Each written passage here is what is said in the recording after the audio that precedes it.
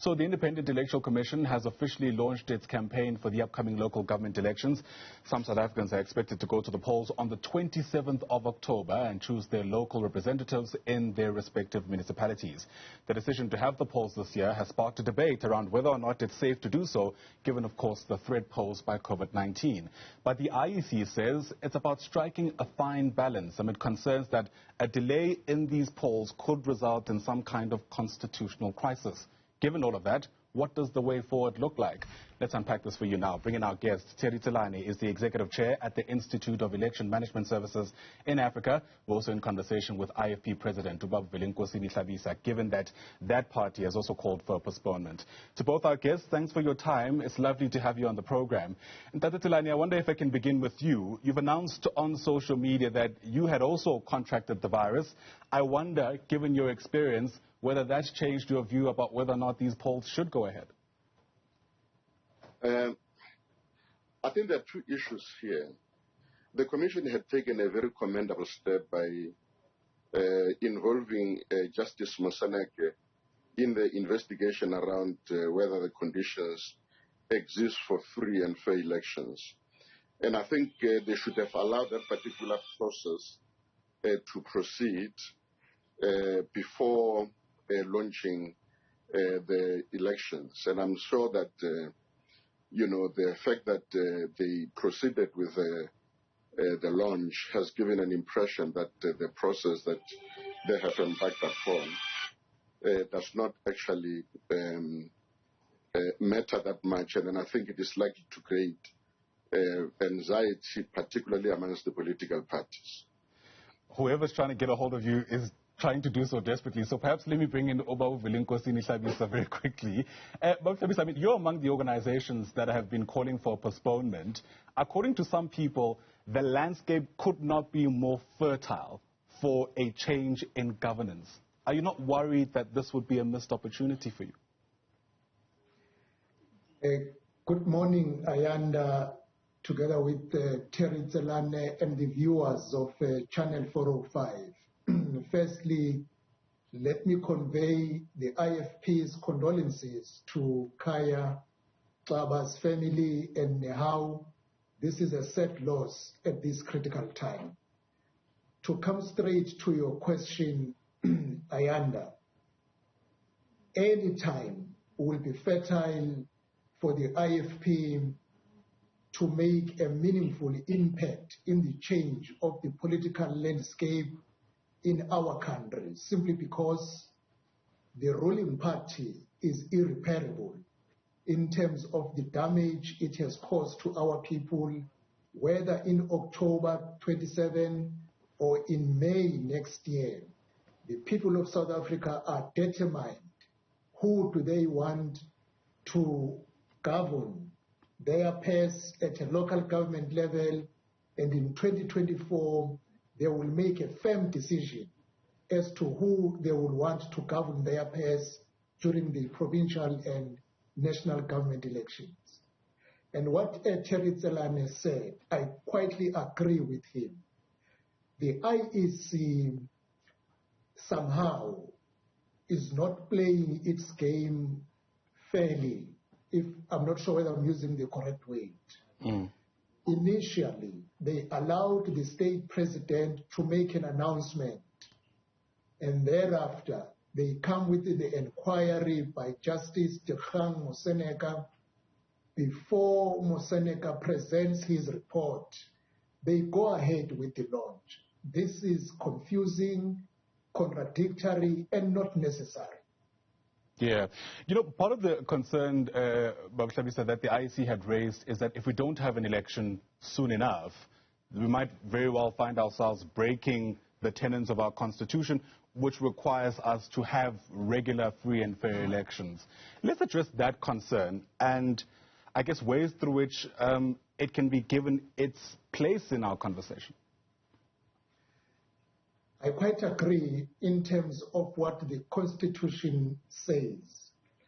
But Ayanda, the same IEC have been approaching the Electoral Court to request the postponement of the by-elections, which by law should take place within 90 days. The IFP is against the synchronization of the elections to postpone to 2024.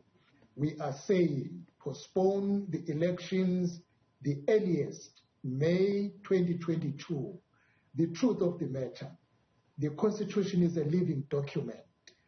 You can see what happened in India. They went into the elections immediately after the second wave.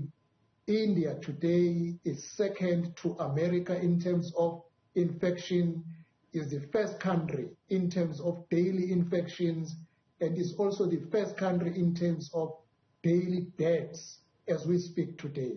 We can't take a risk. There is a way. If you postpone for a few months and you prioritize the rollout of the vaccine to ensure that the bigger population is vaccinated, so that even if by May we still have the pandemic, but you know the majority of the people has been vaccinated, and then you have a way of being relaxed in terms of even if infections can rise even next year, but the majority of the people will be on a safer side in terms of being vaccinated. Yeah.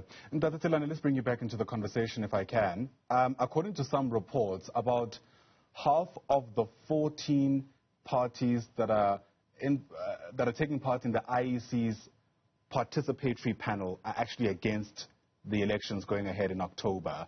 That's a considerable number, and buy-in is such an important part of holding free and fair elections.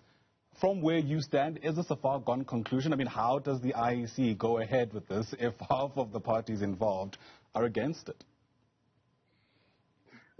That's why I was saying earlier on that the fact that the Commission had actually asked Justice Moseneke to lead this inquiry was indeed a commendable step, because then by so doing they were bringing in someone who's dispassionate about the issues and who were going to be able to look at all angles to see as to whether indeed is it possible to proceed, or whether you need to postpone with few weeks or with few months before the actual elections take place.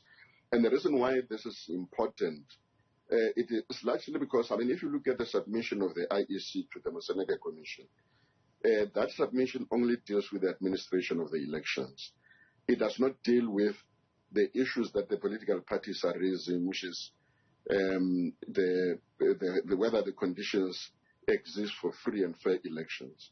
And then if the Commission had actually conducted its own study to look into that particular fact, I think it would have actually been helpful, and it would have assisted the process quite greatly. And I'm a little bit worried specifically about that particular aspect, because if you look at the factors that determine the integrity of the elections, the administration of the elections is the most important, and then amongst that obviously is the issue of the logistics, the electoral staff, the quality of the voters' roll, etc. And then the Commission is saying, when it comes to those aspects, those are covered. But now, what about factors that actually are important for political parties? I think a study of some sort should have actually been conducted to be able to make a determination, because if that had been done, then probably one of the factors that I'm just thinking loudly about is that perhaps there was going to be a need to approach ICASA to make it possible for political parties to use airtime to participate. And then this has not been done. ICASA has not been done. Public broadcaster has not been done, has not been conducted. And therefore, the conditions that really exist now, of course, have put some constraints on the capacity of the political parties to do what they normally do. And therefore, some kind of mechanisms were supposed to be introduced to try to assist them to be able to reach out to the electorate.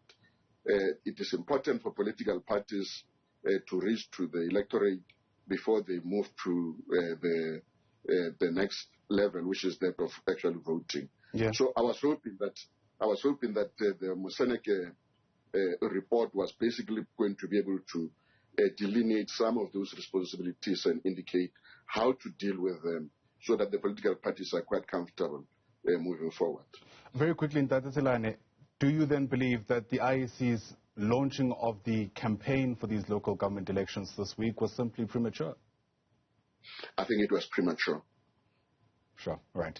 That's certainly a lot to think about as we count down the days now to really having these elections take place if they do go ahead. Let me thank you for your time in the interim. Tselane is Executive Chair at the Institute of Election Management Services in Africa. Also joining us there was IFP President Velenkosini Hlabisa. To both of you once again, thanks very much indeed for your time.